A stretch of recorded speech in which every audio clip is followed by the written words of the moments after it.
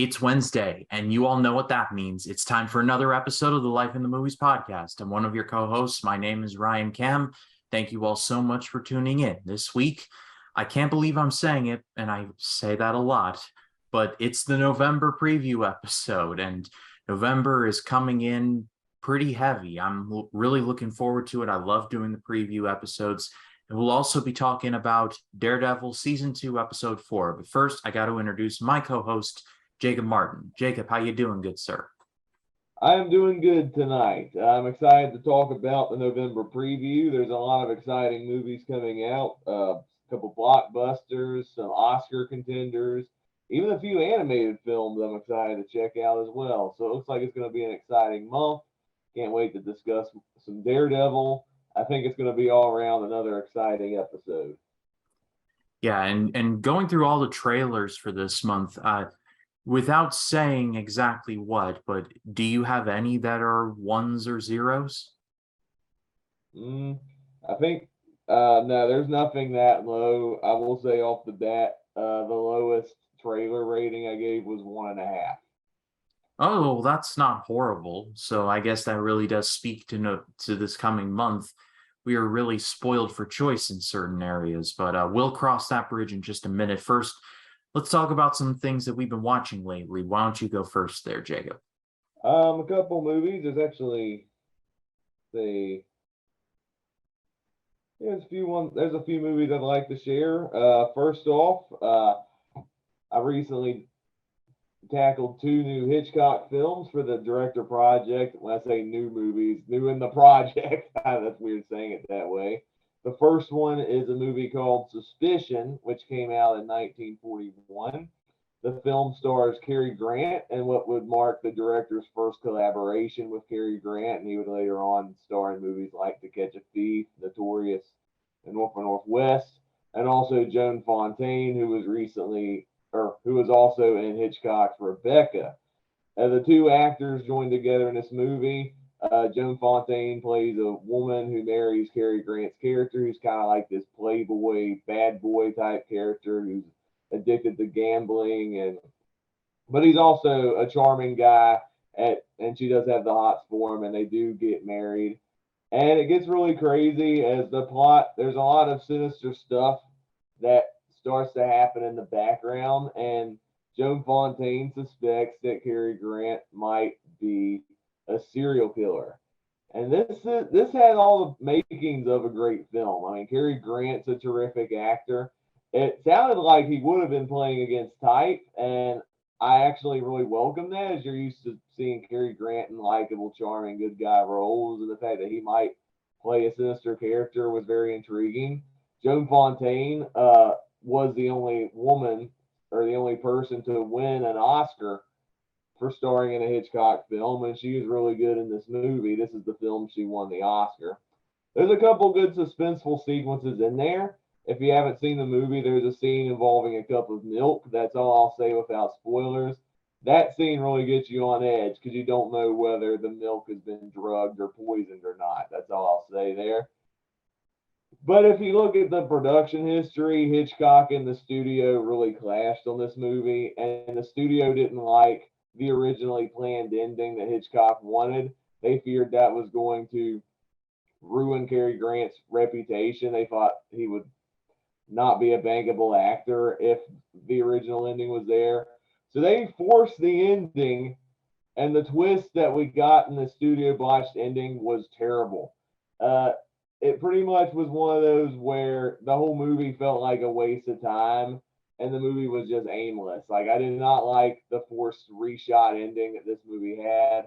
And it's one of those cases where all the ingredients are there, and Hitchcock still had some good sequences, but it's one where it just fell apart in the end, and I don't like this movie at the end of the day.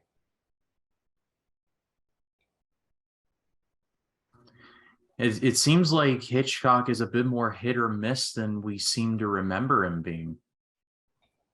Yeah, I think this is the early part of his Hollywood career too. So it took a few misses before he got to the hits. I think once we get to the 1950s, that's when Hitchcock went full stride. That was when he was at his peak. because that's when he made movies like Strangers on a Train and Rear Window, Vertigo, North by Northwest, and then Psycho in 1960. And those were the movies that really defined Hitchcock as a director. Yeah, I do suppose you have a point there. I haven't seen all of Hitchcock's movies. I've only seen what many consider to be some of his best, like North by Northwest, which is pretty much my favorite of his. But looking forward to seeing what you have in store for the rest of that project. But what else you got?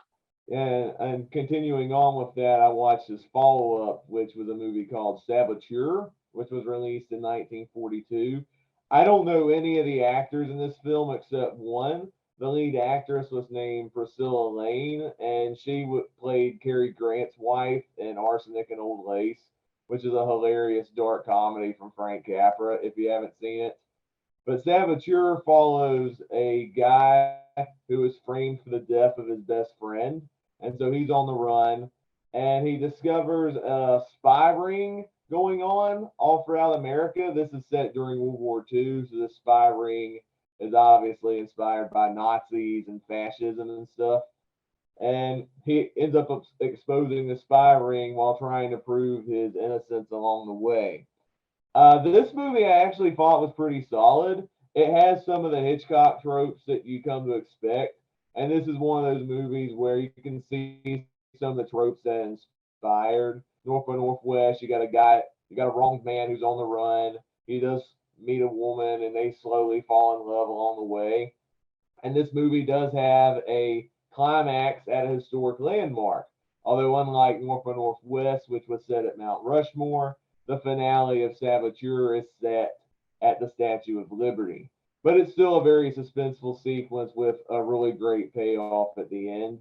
I do think it, even though it's an entertaining movie and there's great set pieces in there, and I really like the World War II backdrop place within this film. There was some really interesting commentary, and I like seeing the attitudes reflected with the characters in that time, and especially the main character's optimism, even though he's framed for the crimes throughout the story. It does tend to lag a bit in the third act. I don't think the third act is near as impressive aside from the Statue of Liberty scene, but it's still an enjoyable movie and it is a hidden gem. It's not top tier, but I do recommend it if you want to see a lesser known film in Hitchcock's filmography that's pretty solid. You know, I just looked it up. Hitchcock's The Wrong Man, the movie called The Wrong Man, wasn't released until 1956. So he was kind of doing The Wrong Man before he made The Wrong Man, if that's fair to say. Yeah, and he had done that trope even before this movie that I watched because one of his British films was The 39 Steps, which involved the guy who's framed for murder and he's on the run and he has to prove his innocence. And you can definitely see similarities between that film and North by Northwest. Yeah, well, very good. Well, what else you got? Then the other one I wanted to share in this video, this past weekend, I did another weekend watch party with my friend Jacob Collins from his channel 3D Movie Cinema. And for the first time for this watch party, I checked out the slasher film I Know What You Did Last Summer from 1997. To me, what's the most interesting about this movie is that the screenplay was written by Kevin Williamson, who a year prior wrote Scream. And what's interesting is that Scream was the movie that spoofed all these slasher movies. It was a meta comedy of the slasher genre. But yeah, his follow up film was I Know What You Did Last Summer, which is pretty much your typical slasher film that a movie like Scream would be mocking, which is really crazy. If you haven't seen the movie, the premise involves four teenagers who accidentally run over somebody and accidentally kill him, and they dispose his body in the water. And a year later, the main character, who's played by Jennifer Love Hewitt, receives a death threat with a note that says, "I know what you did last summer." There's a slasher character. There's a guy in a trench coat with a hook who starts slashing people left and right in a scheme of revenge. And I actually do like the premise of this movie. The slasher elements were actually pretty good. I liked the main, I think, look of the slasher character. The film does have a solid cast. You got Jennifer Love Hewitt in this movie, Sarah Michelle Gellar, who is at her peak here between this and Buffy the Vampire Slayer. In fact, she was the standout of the entire movie and completely owned the fact that she was in a horror movie and was doing a scream queen type role. Freddie Prinze Jr. is in this movie as well, which is kind of crazy because he and Sarah Michelle Gellar are later married in real life. There's some good stuff in this movie, but it's one of those cases where you get to the third act twist, and the twist really broke the movie for me.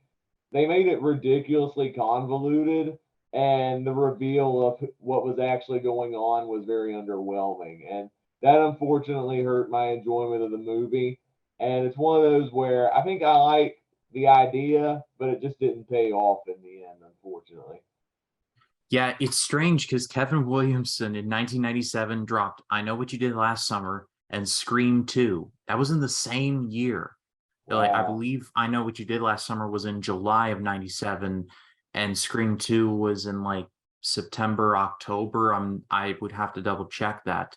But it's crazy to think that that dude had two slasher movies, one of which was like a parody of the slasher genre, and one was just playing it straight. I don't think a writer has done that before or since, to the best of my knowledge. Yeah, it's really interesting how that played out. Obviously, I'm more of a Scream fan. I feel like this movie's biggest weakness was I think Williamson was trying to do a straight slasher film, but he was also trying to do some subversions at the same time, like he was doing with Scream, and it really backfired in the third act. And that's where I think with if the twist was better handled, it would have been an 8 out of 10 movie. But because of the twist, it's like 5.5 out of 10. Real big dip in quality. Yeah, and the dude with like a hook hand, when you said that, I was like, that's Candyman without the supernatural stuff. Candyman had a more compelling backstory and is a far more scary character. Oh, that's for sure, but that's a story for another time. You should do a watch along for that. But, Just but is that I movie. had I had an interesting history with Candyman. I watched it for the first time in the August of 2021, and the night I watched that film, I ended up getting sick with COVID, and that caused my big COVID scare last year with my family. So it was it was a very bizarre time for me. Boy, when Candyman said "Be my victim," he took it literally. All right, so that's some of the movies I've watched. What have you been watching, Ryan? So a couple of new releases, but a lot of Scary Mania stuff because we're actually recording this on Halloween night. That means that Scary Mania 3 is officially in the books. Quick thank you to you, Jacob, for being a part of it, part of the Texas Chainsaw Massacre 2 review. That was a very weird movie, and thank you for wading through it with me. But I want to speed run through the rest of the movies that I watched, and all those reviews are up on the channel. Uh, Rewatched Blade 2, directed by Guillermo del Toro. That movie is criminally underrated because that movie is it's so awesome, just from beginning to end. I'm surprised that del Toro, that's not talked about in del Toro's filmography enough. And I think this is probably Blade at his most awesome. I mean, as of this recording, we haven't seen anything related to the MCU Blade, but that's gone back to the drawing board, so it's looking like we may never see anything as awesome as Blade 2 ever again. But Blade 2 was epic. Watched Saw 2 for the first time, which that movie was creepy, especially a scene involving a pit and used needles. And I'm not talking about the needles you use for needle and thread. I'm talking about the ones you use if you're hooked on drugs.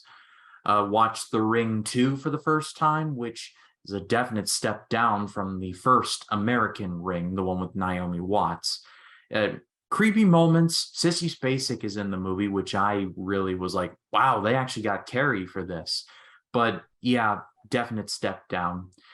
Watched 28 Weeks Later, which I would argue is just as good a quality as 28 Days Later. I think that movie's actually quite underrated. Rewatched Ouija Origin of Evil and Doctor Sleep, two movies from Mike Flanagan, both of which I love to pieces. Mike Flanagan, I think, is probably the best doing horror right now. It's like Mike Flanagan, Robert Eggers, and maybe Ari Aster. I don't know about that, but that's just off the top of my head. Then rewatched Annabelle Creation and then A Quiet Place Part 2. So speed running through all of those. And honestly, I think really the only kind of bad one was The Ring 2. The rest I enjoyed to a certain degree. So I was kind of spoiled for choice this year for Scary Mania. Yeah, it sounded like you did have some good ones there. I definitely agree on Doctor Sleep. That movie should not have been good considering it's a sequel to The Shining, but Mike Flanagan pulled off the impossible and pleased both fans of the Stanley Kubrick film, and he even impressed Stephen King so much that he actually forgave the faults that he had of the original Shining because he was impressed with what Mike Flanagan did with Doctor Sleep. So that deserves some high praise right there. Yeah, absolutely. And for next year, I'm leaning towards skewing towards a more modern Scary Mania, covering from like year 2000 up to present. And that's to cover, and I plan on covering Haunting of Hill House, which is Mike Flanagan's big Netflix series, his version of Haunting of Hill House, which I've heard nothing but praise over, but I've never seen. So Haunting of Hill House is definitely on the menu for next year. And so yeah, Mike Flanagan just crushing it in the horror game. Yeah, I've actually seen Haunting of Hill House. It's great. I'm looking forward to it. And then I ended up seeing a couple of new releases. First of all, I saw Pray for the Devil. This is the latest exorcism movie. The trailer did not impress me in the slightest, but I wanted to watch it. I guess maybe it was like sometimes I'll see a movie, I'm like, you know, in a normal circumstance, I don't think that's necessarily something I want to watch, but it would make for an entertaining review. So I decided to check it out. And honestly, it's not as bad as I predicted. It's not especially amazing, but I think there's actually a lot more effort put into it than I really expected. It's kind of like sounds like I'm damning with faint praise, but really it's not as bad as I expected, but not as great as it should be, because the movie actually has some interesting ideas, especially in the realm of, is it really an exorcism? Is this person really being possessed, or is it something more human? It's a question that is posed but is never really followed up on, and I won't go into spoilers, but the main character has things happen to her in her past life before she becomes a nun that would definitely be highly questionable. That's all I will say. I feel like there was an effort to do more things with it, but I think it wasn't long enough to actually do it. So it just kind of feels half baked. So at the end of the day, I will say this movie is not as bad as like I said, not as bad as I was expecting, but not as good as it should have been, or at least was aiming for. But not horrid. I can definitely say that. Yeah, like even though I was hoping this would be a good movie just from watching the trailer, like exorcism movies haven't really been my thing. Even a movie like The Exorcist, I find a little overrated personally. But at least you had some mild enjoyment out of this movie, at least considering the reviews I've seen for it. Most of them have been pretty bad. So you got to give credit where credit is due. Yeah, and then to cap off my side of things, I ended up last night watching Tar. This is Kate Blanchett's latest film, and I was expecting that this movie to not come anywhere close to my area, and it turns out it came to my local theater. So I was very lucky in that sense. This movie is 2.5 hours long. It is very artsy, but overall, I think I respect this movie a lot more than I like it. It's very well made. I should get that out of the way. Kate Blanchett is awesome. This movie looks incredible. Every scene in this movie looks like film Twitter is just going to have like every frame of painting, or not every frame of painting. What's that Twitter account? Jacob, help me out. One perfect shot. One Perfect Shot. Thank you. One Perfect Shot's gonna have a field day with this movie. That's all I will say. And Cate Blanchett is awesome. I mean, that's like saying water is wet and fire is hot. But Cate Blanchett really does make the movie. She makes the movie watchable. But like I said, it's very artsy. It's very abstract, or I don't know if that's the correct term, but it's 2.5 hours long, and there's a lot of scenes of people just sitting in restaurants talking, sitting in offices talking. And the movie, and I won't go too deep into spoilers, but the movie revolves around cancel culture in a certain extent. I know that may turn some of you off, but it actually posits some interesting questions. But at the same time, it doesn't really give answers to those questions. It's trying really hard to make you think without giving any concrete explanations. It feels like it's above giving any explanations to it. So I guess it's a bit pretentious in that regard. Overall, like I said, I think I respect the movie a lot more than I actually like it, if that makes any sense at all.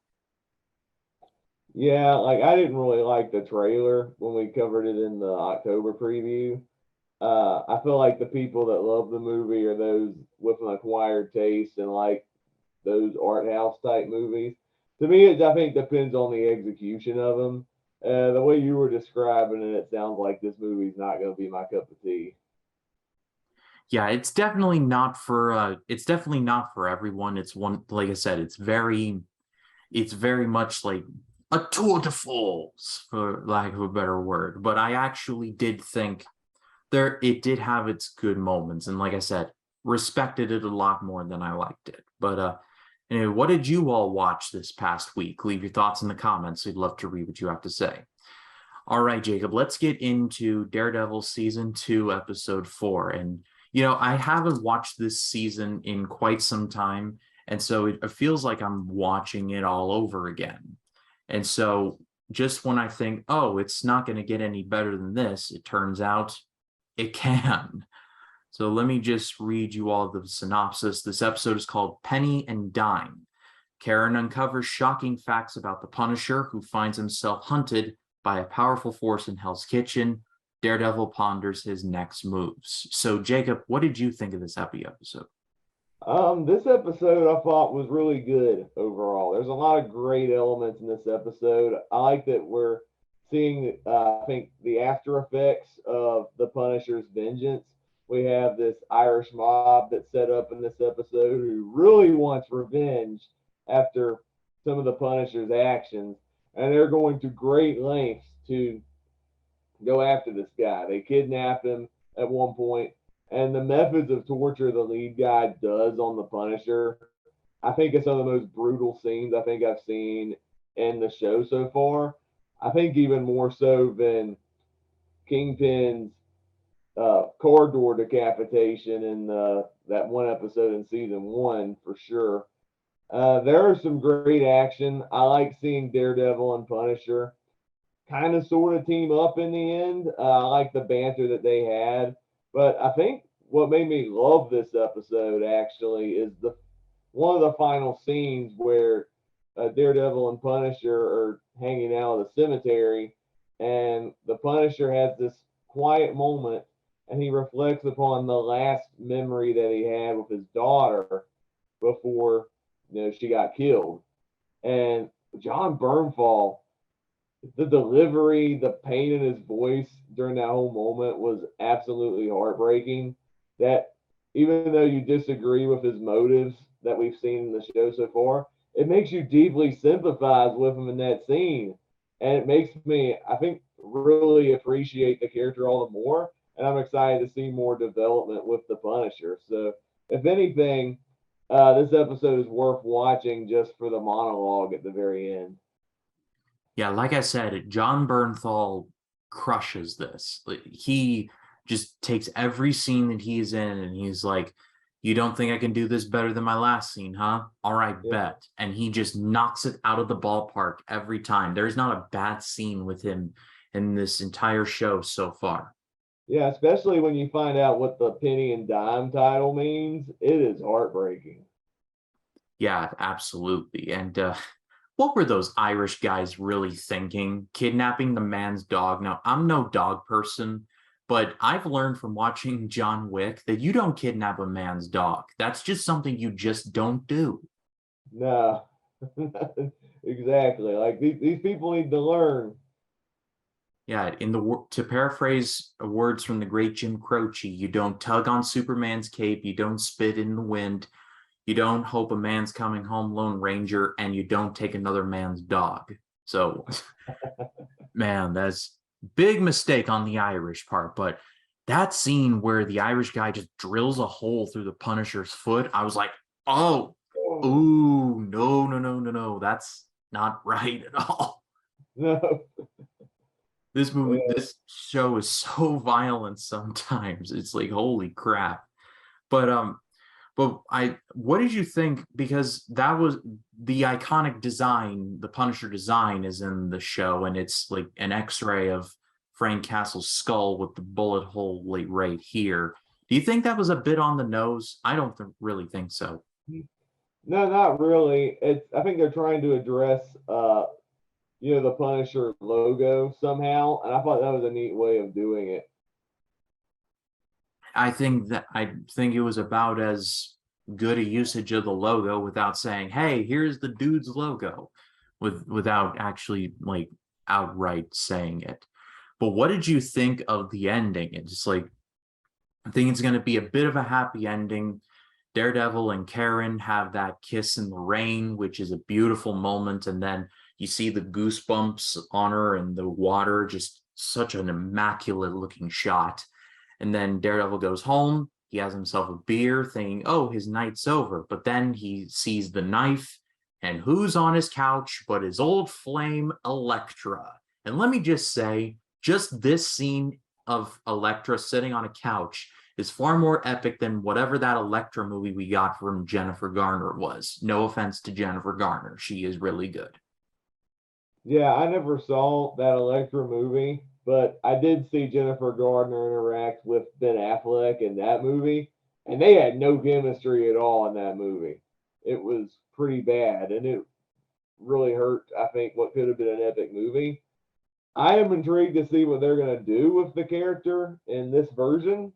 I'm excited to see, I guess, where that's going to go and how it's going to affect Matt Murdock and his current relationship. I think what's also intriguing, because Matt Murdock, he's starting to fall in love with Karen, but yet, uh, crap, I forgot his name off the top of my head. Foggy, Foggy, yeah. Foggy. Sorry, Foggy had feelings for her in the previous season, and they kind of had like an on and off relationship in the first season. I sensed a bit of a triangle at the end of this episode. He's like, "You think you've got it happy, haven't you?" At the end, when they go out in the rain, I'm like, I'm not a big fan of love triangles. I hope that doesn't derail the awesomeness of this show. I hope it's done in a very playful and respectful manner, and it doesn't turn into a soap opera. That's one concern I have going forward. But I've been a fan of the show so far, and I'm hoping the personal side of Matt Murdock is still done in a good manner to where it doesn't make the show a cringe fest. Yeah, and let me just say first, like, just get this out of the way. The arrival of Elektra, this is something I actually do remember from my first watch. Elektra and Stick are connected, so not in that way, but Stick also trained Elektra. So with the coming of Elektra comes the return of Stick, and I believe, if my memory serves, the big evil that they mentioned at the beginning of the episode is the Hand. That's the big bad in the Netflix MCU, or now the Disney Plus. I'm sure you all know what I'm talking about, but the Hand is the big organization that comes in the wake of Wilson Fisk. So that's what they're teasing in the episode.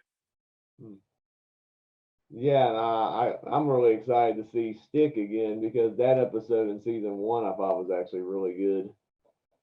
Yeah, I agree. Well, what did you all think of this episode? If you have seen it, leave your thoughts in the comments. We'd love to read what you have to say. All right, Jacob, it's that time. Let's dig into the November preview. As always, thank you for compiling this list. You really are doing good work with that, and I do appreciate that. Let's dive in. Are you ready? Yep, I'm ready. All right, well, let's kick things off with The Wonder. This is coming to Netflix. A tale of two strangers who transform each other's lives, a psychological thriller, and a story of love pitted against evil.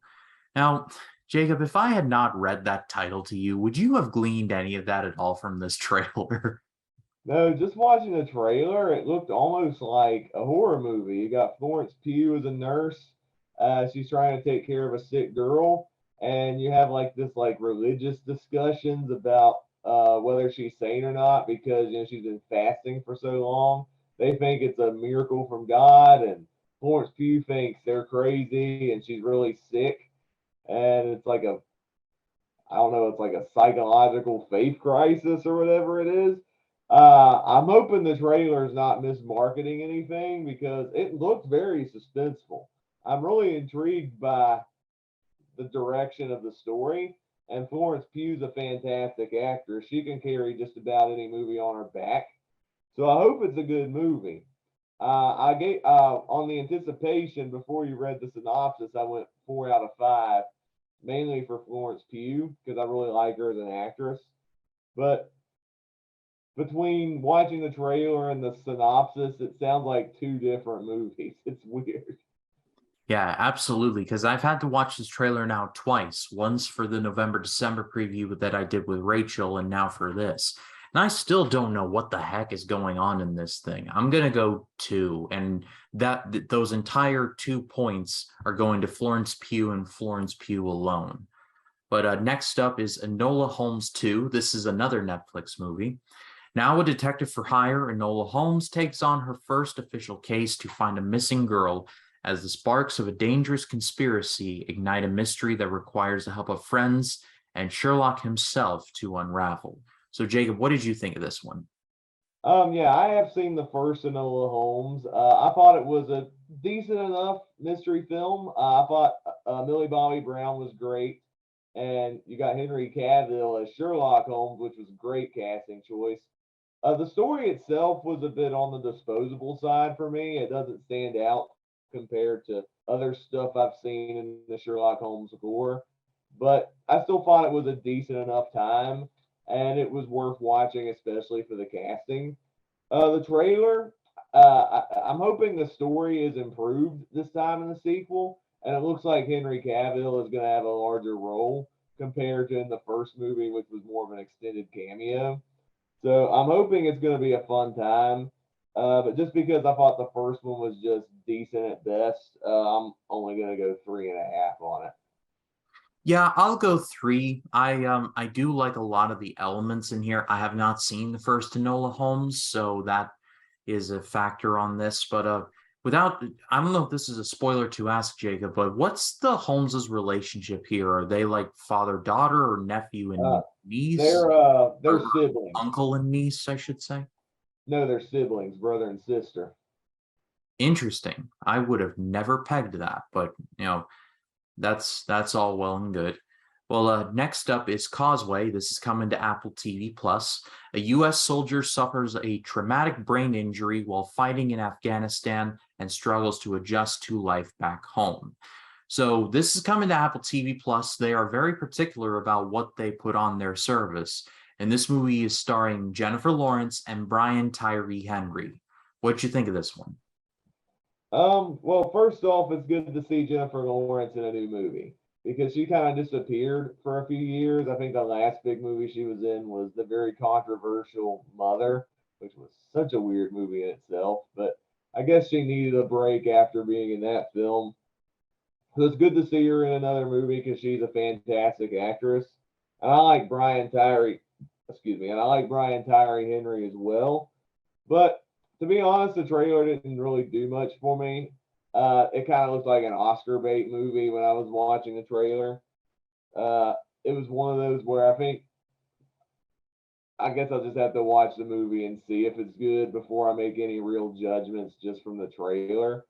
So because I was a little bit on the fence about it, I only went 2.5 on this one. I'm gonna go 4, just for, if nothing else, for Jennifer Lawrence and Brian Tyree Henry. If nothing else, they're going to make this movie work because Jennifer Lawrence is great and Brian Tyree Henry is great. So they're going to do some magic with this. Well, next up is The Estate. Two sisters attempt to win over their terminally ill, difficult to please aunt in hopes of becoming the beneficiaries of her wealthy estate, only to find the rest of their greedy family members have the same idea. This trailer gave me a migraine because I did not like any of the people in this trailer. I'm sure it might be fine, but I just was like, don't like you, don't like you, don't like you, definitely don't like you. Am I crazy, Jacob? What did you think? Yeah, I did not like this trailer either. Also because it was the Red Band trailer that I watched. I'm like, I don't think I've ever heard that much f bombs in a trailer in my life. It was getting to the point where it was getting ridiculous. But yeah, the movie just looked absolute cringe in my opinion. Like these actors are talented. I mean, you got I think I remember who all was in it. Now it's been like 2 or 3 days since I watched the trailer. I think Uh, what Kate Tony McKinnon was in it. Tony Collette, Anna Tony Collette. Faris, Oh, Kathleen Anna Turner. Faris. Okay, Anna Faris. And I remember Kathleen Turner was in the trailer. Well, I David haven't seen in I don't know when was the last time I've seen her in something. She's awesome. David But Duchovny from the X-Files is in this. yeah, but I like the cast, but I'm not liking the premise and the tone, and I did not laugh once in the trailer. This is the lowest rating out of the November movies, just from the previews. I went 1.5. Yeah, I'm going to agree with you on that one, and I feel like I am being incredibly generous, if nothing else, for this cast, especially Toni Collette. She might be the only one to make this work. Well, next up is Dear Zoe. When Tess and her family suffer an unimaginable loss, she finds support from a surprising source, her biological father, a lovable slacker from the wrong side of the tracks, and the charming but dangerous juvenile delinquent next door. Jacob, what did you think of this one? It's sad because I do like the actor, the child actress in this movie, Sadie Sink, who played the character Max on Stranger Things. Her performance in season 4 was absolutely phenomenal. There's a lot of great layers to her character, and she probably had the most suspenseful character arc in that entire season. It was really good. Then I watched the trailer for this movie, and it just looked boring. It looked draining. It looked emotionally manipulative. And it felt like I watched the entire movie just from watching the trailer alone. And it's really sad because Sadie Sink is a great child actress and she's been in some really good stuff. I'm like, she's better than this. She's better than being in whatever movie I was watching in the trailer. And yeah, it's not gonna I don't think it's gonna hurt her career because there's gonna be one more season of Stranger Things, and I think she's in that upcoming film The Whale with Brendan Fraser of like his big comeback movie. But yeah, this doesn't look good to me. I only went 2. Yeah, I'll meet you there on that one. If for nothing else, I recognize Theo Rossi as the father. He's been in a lot of stuff, but I recognize him from Sons of Anarchy. So I'll just give it a 2. And I feel like I'm being incredibly generous. Well, next up is Goodnight Hoppy. This is coming to Amazon Prime. The film follows Opportunity, the Mars exploration rover, affectionately dubbed Hoppy by her creators and scientists at NASA. Hoppy was originally expected to live for only 90 days, but she ultimately explored Mars for nearly 15 years. Talk about an overachiever, am I right? 90 days, but turned into 15 years. That's under promising and over delivering, am I right? Yeah, exactly. This movie actually looks really good. Like I enjoy watching documentaries, especially when it's feel good documentaries where you know it's gonna have a good payoff in the end. And this one actually does look pretty good, celebrating the human spirit. It, I'm it's on Amazon Prime, right? Yeah, that's correct. Yeah, it actually looks really promising. I'm gonna go 4 out of 5. Yeah, I agree with you on that one. Four. I love documentaries, and I love space documentaries as well. Apollo 11, From the Earth to the Moon. I'm a junkie for that kind of stuff. Well, next up is Falling for Christmas. This is a Netflix film. In the days leading up to Christmas, a young and newly engaged heiress experiences a skiing accident. After being diagnosed with amnesia, she finds herself in the care of the handsome lodge owner and his daughter. So this movie stars Lindsay Lohan, and I'm gonna spoil my rating now and just say I'm gonna go 3 out of 5. If for nothing else, because of Lindsay Lohan, I kind of want this to succeed for her sake because she's been through a lot and she deserves a W. So if I'm alone in that, I'll take it. I actually agree with that exact sentiment. I'm going 3 as well for the exact same reason. Because Lindsay Lohan was such a talented actress. I mean, you look at The Parent Trap, Freaky Friday, Mean Girls. She was such a talented actress, but then went off the rails and got caught in a lot of stuff that really messed her up. Was in a lot of drugs and stuff like that. So it's nice to see that she's cleaned up and is trying to make a comeback. The movie looks entirely predictable. Like even watching the trailer, I was predicting like every single beat just from watching the trailer. But Lindsay Lohan looked like she was having the time of her life making this. And if that's all there is to make a good movie, or at least a watchable movie, then I guess sign me up. I'm going 3. All right, I'm glad we're in agreement on that. Well, next up is this little independent feature called Black Panther: Wakanda Forever. I hope it gets a bit of a wide release, but I'm kidding. This is probably going to be the biggest movie of the year, and as of this recording, reviews are already coming out, and they are absolutely stunning. And the trailer, I mean, I didn't even have to watch it. I'm giving this a big old 5. I think this movie looks awesome. Yeah, what's crazy is, there was so much skepticism surrounding this because how can you make a Black Panther movie without the late Chadwick Boseman and without even recasting the character at the same time?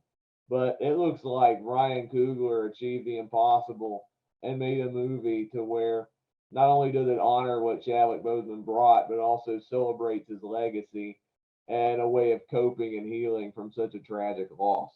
It's going to be an emotional experience, but I think it's going to make for a very satisfying and emotionally endearing film. I don't think it's going to top the first, but I still think it's going to be a great movie in its own right. I can't wait to check this one out. I'm going 5 as well.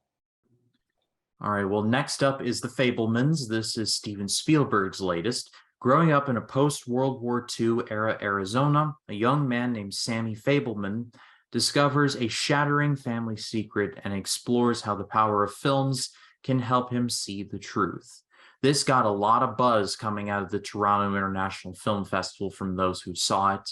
It's looking like this movie might be on a lot of people's top 10 list, and this is coming from Spielberg. Now, this is not saying that Spielberg never lost his game, but considering the fact that it's 2022 and Steven Spielberg is still being talked about in the highest praise, he's got to be in the greatest of all time conversation.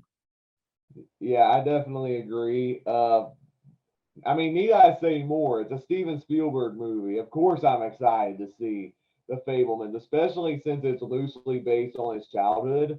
I think it's going to be a very touching way of like showing his love of film through this semi autobiographical narrative. I love the cast already. You got like Michelle Williams and Paul Dano as the parents. And I'm excited to see that.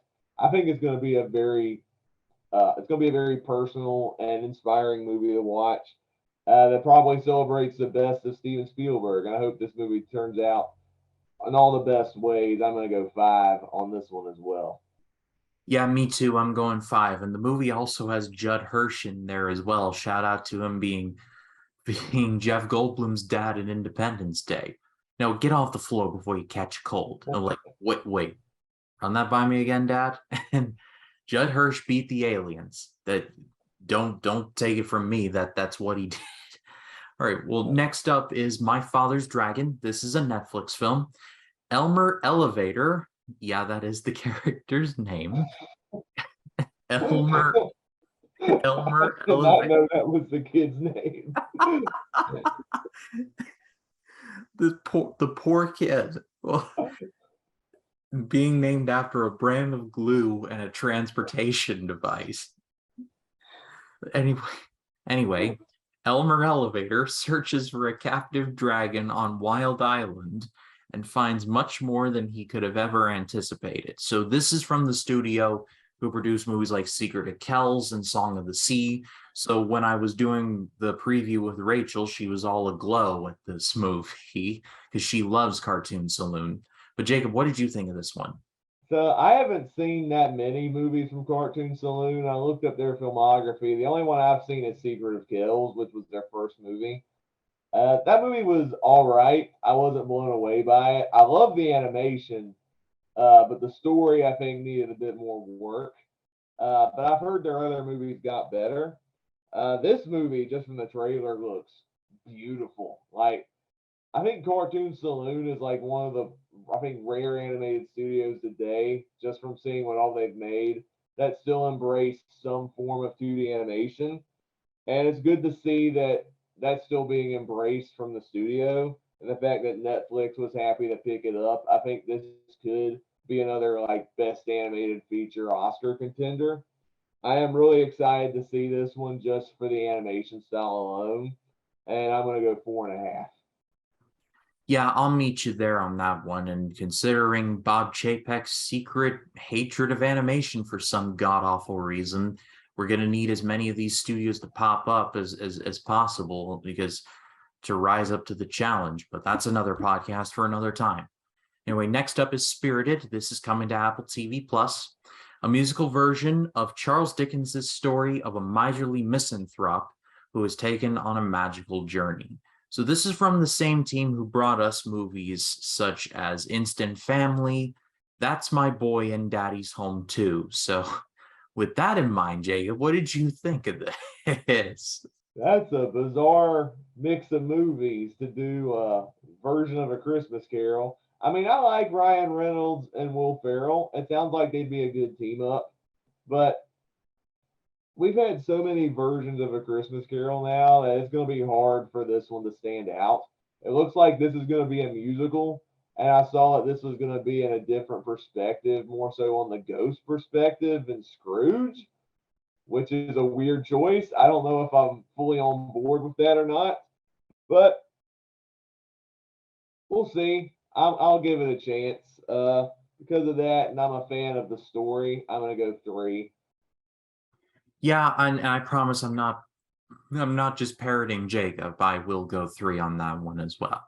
Well, next up is That Black Enough for You? This is a Netflix documentary. Tracks the history of Black cinema, focused mainly on the 70s with archival and new interviews with many of the key players from the era. This documentary has guys such as Lawrence Fishburne and Samuel L. Jackson and Billy D. Williams on as talking heads. Jacob, what did you think of this? Some of my favorite documentaries are the ones that chronicle film history.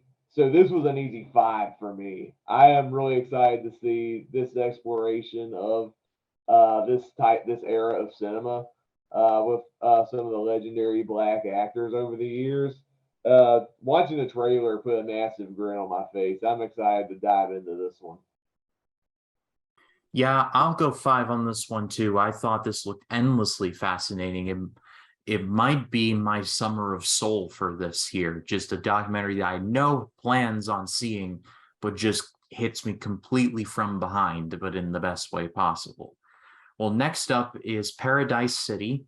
Ryan Swan must carve his way through the Hawaiian crime world to wreak vengeance on the kingpin who murdered his father. This movie stars Bruce Willis, John Travolta, and Stephen Dorff. Is directed by Chuck Russell, who directed The Mask, the '94 version. So with all that in mind, Jacob, what did you think? Oh wow, I did not know that was the same director. Wow, because when you were summarizing this, I was like, I don't remember watching this trailer. And then you brought up Bruce Willis and John Travolta. I'm like, oh yeah, I did see the trailer. This looks like the most disposable action movie there is. I like I said, I forgot that I watched this trailer until you brought up the cast, and it's sad because Bruce Willis and John Travolta are a good duo. They were in Pulp Fiction together, for crying out loud. If this movie was made in both of these actors' prime, this movie would have been fun. But now, they're just capitalizing on making the last of Bruce Willis's movies before his retirement. The ones that they had to get around his health conditions, and it looked like he was phoning it in, but he wasn't really phoning it in. He was struggling with like his health problems. It's hard. It doesn't look good to me. It it looks very forgettable and like bargain bin generic to me. But because I like Bruce Willis and John Travolta, optimistically, I'm going two. I'll go 2.5. I'll be slightly more generous. For nothing else, if John Travolta gives like the OTT John Travolta, that could be very entertaining. That's all I'm going to say. Well, next up is Poker Face. This is starring and directed by Russell Crowe. A tech billionaire hosts a high-stakes poker game between friends, but the evening takes a turn when long-held secrets are revealed, an elaborate revenge plot unfolds, and thieves break in. This also stars Liam Hemsworth. Jacob, what do you think of this one? I mean, I do like the cast, of course. Russell Crowe's terrific. Liam Hemsworth's all right, but he's solid. I think for me, I struggle to get into movies where poker is like the highest selling point of a movie. They tend to put me to sleep, honestly, and so it doesn't look like this film is up my alley. But I mean, you got Russell Crowe, and he's actually directing this film I saw, which I think is a first for him. So I guess it'll be interesting to see what he has to offer in the director's chair. But it doesn't look like the type of movie I'd be rushing out to see either. So for me, I'm going 2.5 optimistically. What was your score? 2.5. Yeah, I'll meet you there. I think Russell Crowe might be the best part of it, but I don't think he's directed all that much, so it's going to be interesting.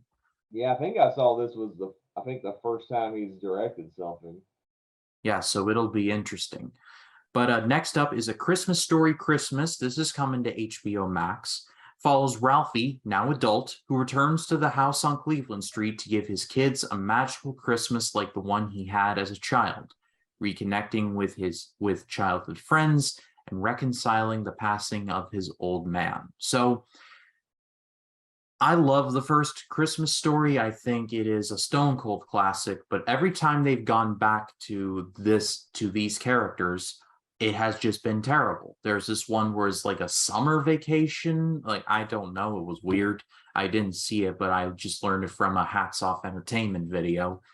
But then there was A Christmas Story 2, which, crikey, that movie was awful, plain and simple. So every time they go back to this, it's never pretty. But it's directed by Clay Kaitis, who worked on animation for Tangled and Frozen, and has actually directed the Angry Birds movie and the Christmas Chronicles starring Kurt Russell.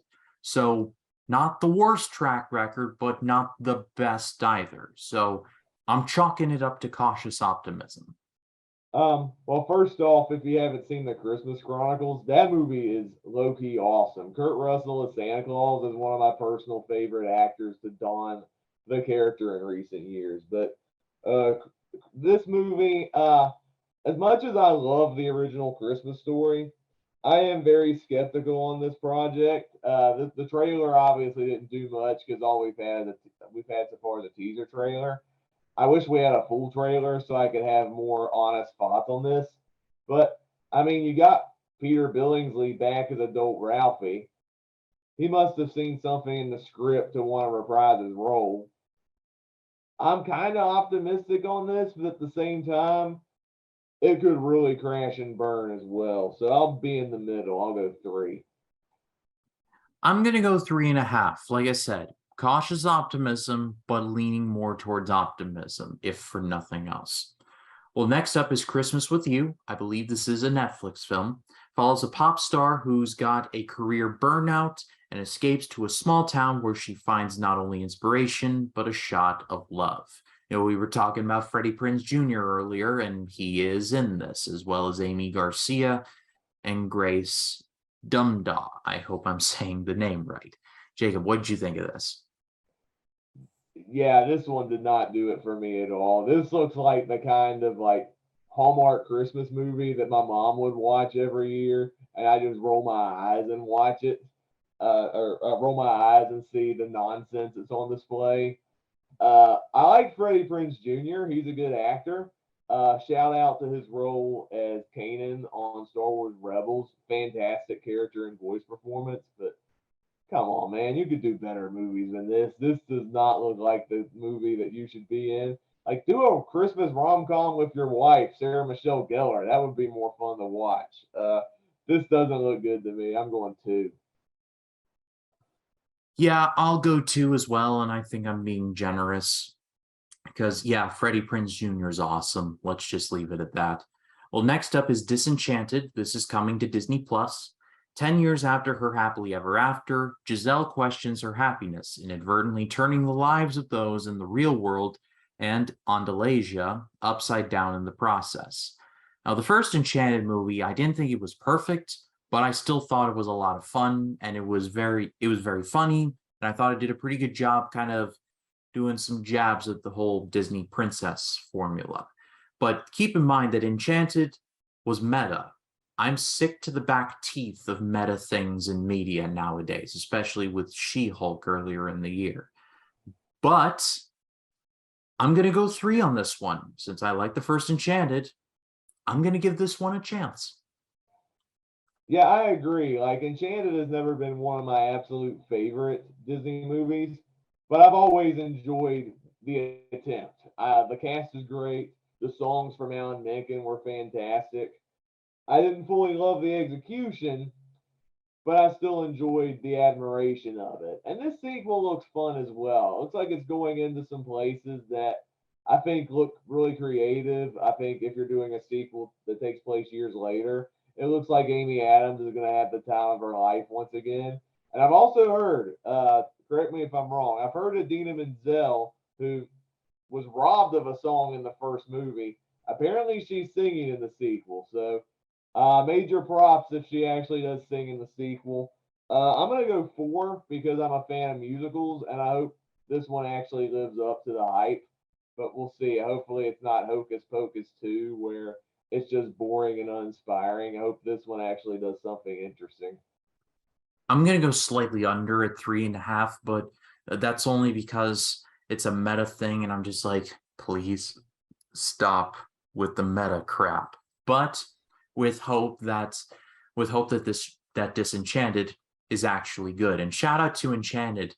It has one of the absolute funniest moments in a Disney movie where Prince Edward is about to do his song and he just gets run over by those bicycles. I've been dreaming of.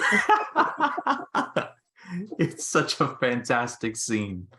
But next up is The Menu. This is coming to theaters. A young couple travels to a remote island to eat at an exclusive restaurant where the chef has prepared a lavish menu with some shocking surprises.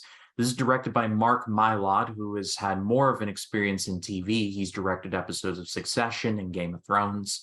This movie has Anya Taylor-Joy, Ralph Fiennes, Nicholas Hoult, John Leguizamo. That's just naming a few. I have heard nothing but amazing things about this one. I'm going to go 4.5. It involves many things that I love. Ralph Fiennes, Nicholas Hoult, food. So, yeah, I'm going 4.5 on this. Yeah, I'm going 4.5 as well. The cast in this looks terrific, and I think more importantly, the story and satire. Uh, it reminded me in the trailer a lot of Whiplash, and I really dug Whiplash. So if this movie can have like a similar type of story but with food instead of music, I think we got a good, real hidden gem of a movie coming to theaters real soon. I honestly never made the Whiplash connection, but now that you said that, I'm like, Oh, yeah, that actually does have a lot of connections there. So thank you for that. I did not consider that. Well, next up is Slumberland. This is coming to Netflix. A young girl discovers a secret map to the dream world of Slumberland, and with the help of an eccentric outlaw, she traverses dreams and flees nightmares with the hope that she will be able to see her late father again. This is directed by Francis Lawrence, who directed, I believe, the first Hunger Games and I, I think he did. I think he did the sequels. Hunger Games, Catching Fire. It looks like he actually did all of the Hunger Games movies, so excuse me. But he also did I Am Legend and Constantine. This guy's a veteran pretty much, and it stars Jason Momoa, Kyle Chandler, Chris O'Dowd. Good cast, good director. What did you think of this one? This one looked all right. I think I'm a sucker for fantasy adventures, and I think if the movie does pay off, it'll be a good, I think, family film. I think for the next generation of kids. It might not be the most original or groundbreaking for grown-ups like you and me, but if it's a good gateway to the fantasy genre for kids, I think it could be something special. I think the part that intrigues me the most about this movie is Jason Momoa because it looks like he's going to be super hammy and over the top in this movie. I think more so than I've seen him as Aquaman. So I think there's a lot of interesting stuff in it. It doesn't look like the most like groundbreaking thing in the world, but it looks like it'll be mild fun. I'm going 3.5. Yeah, I'll meet you there with that one at 3.5. Well, next up is She Said. This is coming to theaters. New York Times reporters Megan Twohey and Jodie Cantor break one of the most important stories in a generation, a story that helped launch the Me Too movement and shattered decades of silence around the subject of sexual assault in Hollywood. Jacob, what'd you think of this one? This one, it's interesting because we're dealing with a real story with some hard subject matter. It looks like it's going to be brutal to watch. Like watching a trailer, seeing these journalists like uncover like this really shocking scandal reminded me of the movie Spotlight a few years back. And Spotlight was one where like I respected that movie more than I liked it. It had good performances. I respect the storytelling involved, but it wasn't a movie that I particularly enjoyed per se. And She Said it looks like it's in the same ballpark. It looks like it's going to be, the Oscar contender with like the powerhouse acting, exploring some like dark subject matter and really like celebrating like the victory of these characters, I guess. But I'm glad that the movie's being made, but it's not a movie like I'm in a rush to see because I know it's going to be hard to watch because we're dealing with Harvey Weinstein and like the sexual assault cases against him and exposing that scandal. I'm gonna go 3.5 because it looks good on a technical level, but it's not one I'm rushing to see at the same time. Yeah, I'll meet you there at 3.5. And honestly, it's funny you bring up Spotlight because when I saw this trailer, I watched it once. It was attached to Tar, and I watched it again for this. I was thinking to myself, feels like this movie's trying to go for an All the President's Men kind of route. If you've ever seen that movie, Jacob. I actually have never seen that. It is actually quite good. It's not like greatest of all time territory, but is definitely quite good. And I feel like it was definitely aiming more for that, with cut with some elements of Spotlight. But I mean, definitely an important movie. Glad it's being made in that whole nine. It feels like it might get some awards attention. But next up is Bones and All. This is the much anticipated film from Luca Guadagnino, who also did Call Me by Your Name. Marin, a young woman, learns how to survive on the margins of society. Now, is this a vampire movie, Jacob? This kind of seems like a vampire movie. No, I actually heard this was a cannibal movie. Oh, well, that's certainly interesting. Uh, But and even anyway, like even in the trailer, like you see like characters trying to eat other people's bones or whatever. I'm like, it's good. This is gonna be a bonkers movie. But I like the cast. I mean, I think I'm intrigued mainly for Timothy Chalamet because he normally doesn't play dark characters. I mean, in the past we've seen him in movies like Dune and Little Women, Interstellar.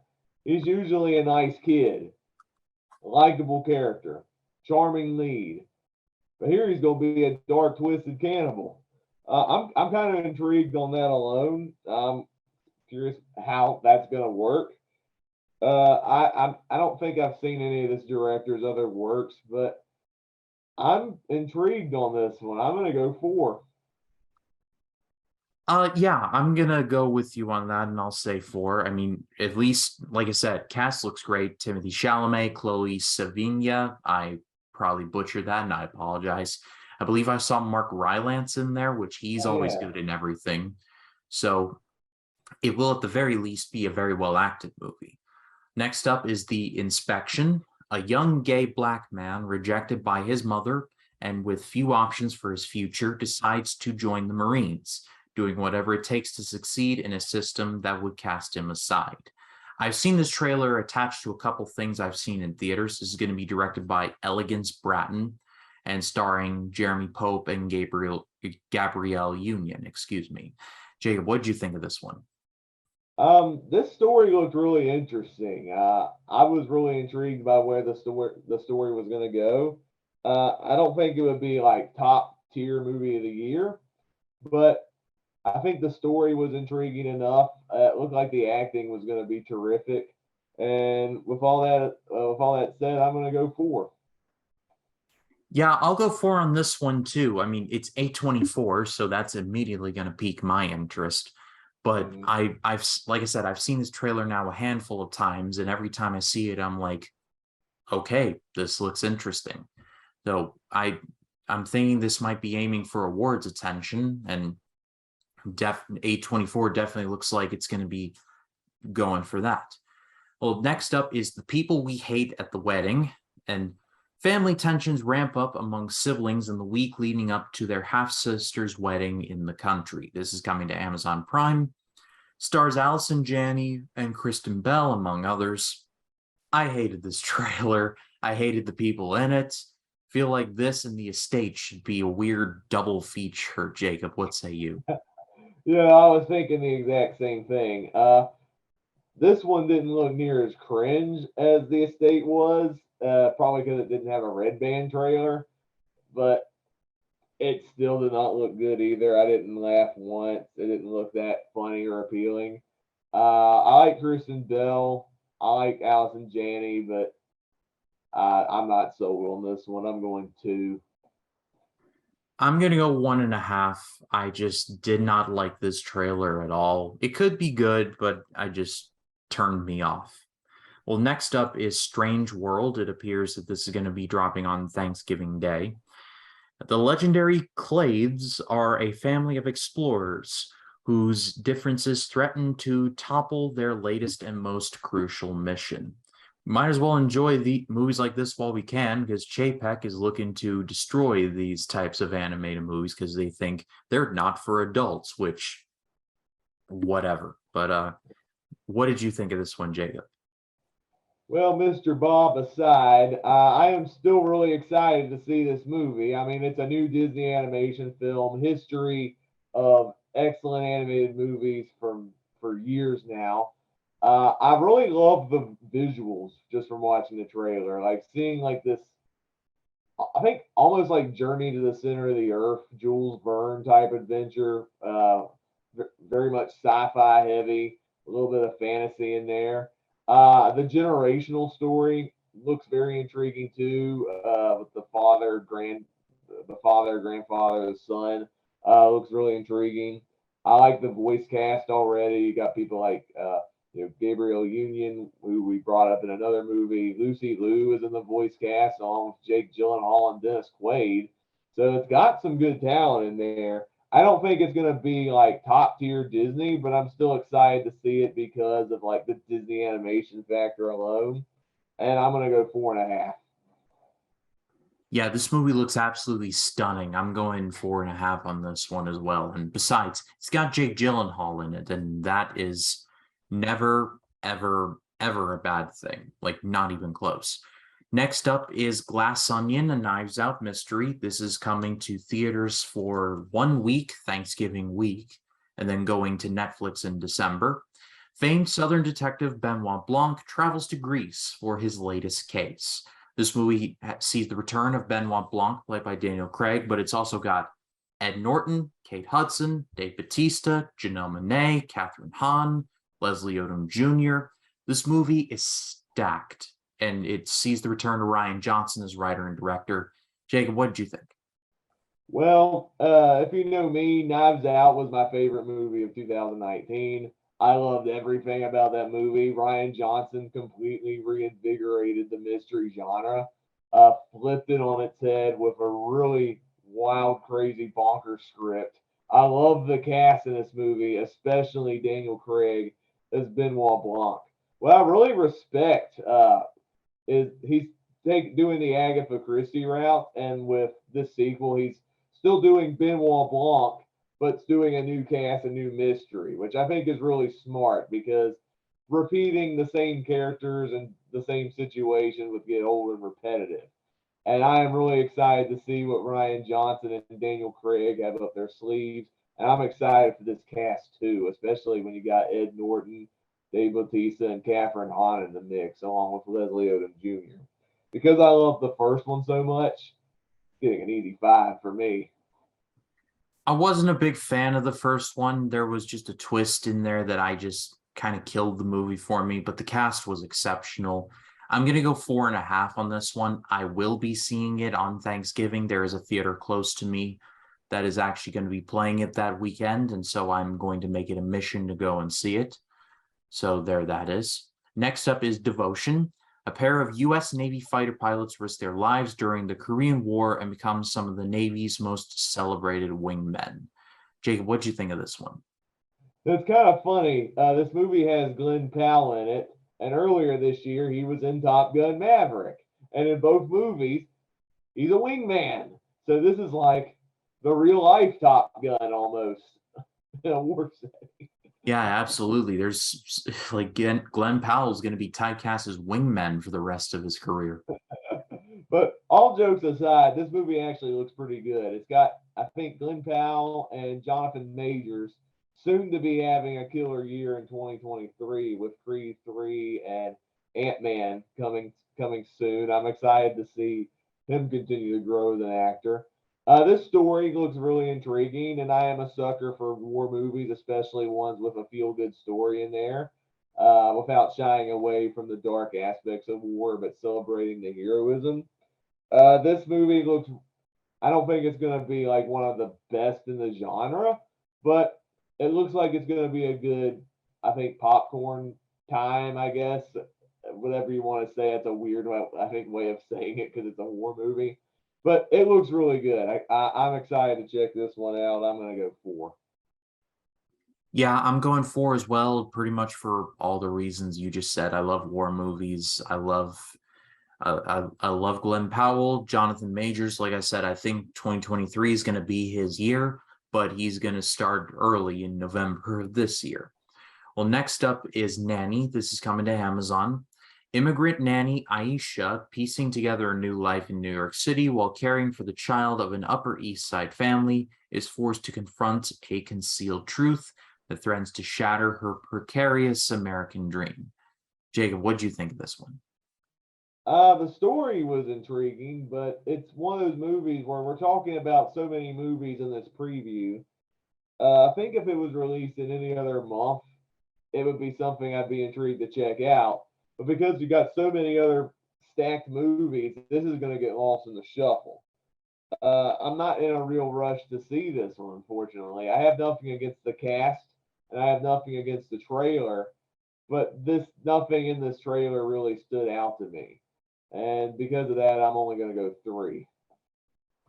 Yeah, I'll meet you there with that one. I think it was just kind of there. It could be good, but it was just kind of there for me. Well, next up is The Swimmers. This is coming to Netflix. A story of the miraculous journey made by swimming sisters Yusra and Sarah Mardini. I hope I pronounced that first name right. who fled as refugees from war-torn Syria all the way to the 2016 Rio Olympics. Jacob, what do you think of this one? I'm a sucker for, I think, movies based on true stories if they're done very well, especially if sports is involved, which is weird because I'm not crazy. I'm not a big sports person, but I'm a sucker for sports movies. This one does have an intriguing story. Now, it dropping to Netflix could hurt its chances because Netflix is known for having disposable movies, and this could be Oscar bait at the same time. I honestly don't know, but I'm intrigued by this story, especially it's one I'm not that familiar with, and I think it has potential to be a feel good movie. So I'm gonna go 3.5 on this one. Yeah, I will meet you there. That I'm a sucker for sports movies, so I'm gonna meet you there on that one. But yeah, trailer felt kind of generic to me personally. Well, just got a couple more left. So next up is White Noise. This is, I believe, coming to Netflix, if my memory serves me right. And this is the latest from Noah Baumbach. Dramatizes a contemporary American family's attempts to deal with the mundane conflicts of everyday life while grappling with the universal mysteries of love, death, and the possibility of happiness in an uncertain world. So, Jacob, what do you think? The only Noah Baumbach film I've seen was his last film, Marriage Story, and I thought Marriage Story was really good. Like I loved the acting in that was powerful. It was a very sad movie dealing with divorce and a marriage falling apart, but it was a fantastically acted movie, and I really appreciated his direction. With this movie, I honestly don't know what this movie's going for just on the trailer alone. It's like with that movie with Florence Pugh we brought up earlier. The trailer made it look like almost a psychological thriller, almost, which was weird to say. Whereas the way you're describing it in the synopsis is more of a comedy. So I have no idea what I'll be getting into when watching this film. But it's got a great cast. I mean, you got Adam Driver, Greta Gerwig, and Don Cheadle. I saw who were in this movie in the trailer. So it's one of those where I like this director and I like the cast, but I'm not sold on the plot just yet. But because I like the people involved, optimistically, I'm only going 3.5. Yeah, I'll meet you there with that one. I think I would have to actually see it in order to like see better or worse or all that. Well, to close things out, let's talk about The Sun. I think you forgot one earlier in the we were talking the Weird Al biopic. Oh yeah, that's right. We are getting the Weird Al movie. Let's get that out of the way. Weird, the Al Yankovic story. This is weirdly, weirdly, for lack of a better word, going to Roku Plus. Explores every facet of Yankovic's life from his meteoric rise to fame with early hits like Eat It and Like a Surgeon to his torrid celebrity love affairs and famously depraved lifestyle. This movie stars Daniel Radcliffe, Evan Rachel Wood and Jack Black. Jay, what do you think? Well, based when you read that synopsis and watching the trailer, this looks like another one of those generic music biopics where it's not going to offer anything new. It's going to have good performances, but I'm kind of burned out on the whole music biopic thing because there's so many of them that don't really stand out to me. They're just kind of generic and they follow the same beats. However, with all that said, Weird Al's an interesting dude. I like a lot of his parodies, especially Amish Paradise. That song cracks me up, and it's honestly on par, if not better, than Gangster's Paradise in a weird way. Uh, and I'm also a fan of Daniel Radcliffe, and it's fun watching him in these weird roles that he's done post Harry Potter. I'm still going to watch this for Daniel Radcliffe alone. And this movie's already having great buzz. So maybe it's one where the movie is more awesome than the trailers are letting it or making it out to be. So just for I think the buzz and Daniel Radcliffe and me being a semi admirer of Weird Al, I'm gonna go 3.5. Yeah, I'll go 3.5 as well. I mean, Daniel Radcliffe is good in pretty much anything he's in, so he's going to make it work at the very least. Well, Jacob, let's close things out by talking about The Son. This is directed by Florian Zeller, who famously directed The Father, which, ooh, that movie, wow, that's a tough movie to watch. Anthony Hopkins is awesome in it, but wow, that's a toughie, but very well made, but a toughie. But Peter has his busy life with new partner Beth and their baby thrown into disarray when his ex-wife Kate turns up with their teenage son Nicholas. This stars Hugh Jackman, Vanessa Kirby, Anthony Hopkins, Laura Dern, and Zach McGrath, among others. Jacob, what'd you think? See, first off, I haven't seen The Father, so I can't comment on that movie. The Son, this movie looks all right. I'm really intrigued by it just on the cast alone. I have seen that the early buzz for it's been mixed at best. A lot of critics have said it's not as good as The Father, but I mean, you got people like Hugh Jackman, Laura Dern, and Vanessa Kirby, and Anthony Hopkins in your movie, so I don't think it can be a total train wreck, right? I'm still gonna go 4 because it still intrigues me, but we'll just have to wait and see. Yeah, what's your rating? 4. Yeah, I'll go 4 in this as well because I loved The Father. Jacob, you should totally watch The Father. I'll watch I'll do a watch along with you if it comes down to that. But Yeah, yeah, you should totally watch The Father. It is absolutely fantastic. All right, well yeah, that's the November preview. Wow, there's a lot of good stuff coming down the pike, Jacob, fair to say. yeah. I'm really excited to check them out. Between Black Panther, we got new Steven Spielberg, we got Knives Out 2, we got some Netflix documentaries, some promising animated stuff. It looks like it's going to be one heck of a month. Yeah, absolutely. Well, that is all for this episode. Thank you all so much for watching. Jacob, it is a privilege as always. Tell the people where they can find you. Well, they can find me on Letterboxd, Twitter, and Facebook, and you can also subscribe to my YouTube channels. I have a second channel called Storytime with Jacob, where I do book reviews and read-alongs. And then over on my main channel is where I do all the movie reviews, TV reviews, ranking videos, all that fun stuff. I got some really exciting content coming to the channel this week. I just recently dropped my Peanuts double bill video where I reviewed some Peanut specials in celebration of Halloween, such as It's the Great Pumpkin, Charlie Brown. Other videos dropping this week. I got some more Downton Abbey coverage coming real soon. I'm reviewing the Alfred Hitchcock movies, Suspicion and Saboteur. And I have an upcoming celebrating Disney dropping with The Incredibles, one of my personal favorites. So some exciting stuff this week.